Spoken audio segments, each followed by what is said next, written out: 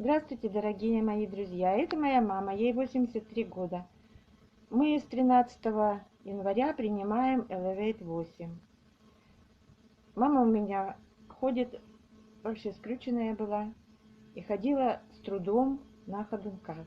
Сейчас, мам, покажи, как ты ходишь. Отставляй. Вот она так идет у меня. Представляете, у нее 4 грыжи. Поворачивайся, мам. Ты что-нибудь хочешь сказать? Ну? Ну что, уже легче стало мне. Все здорово теперь. Принимайте все. Мам, ты советуешь людям? Обязательно. Я уже от давления не пью таблетки. А про вены не скажешь?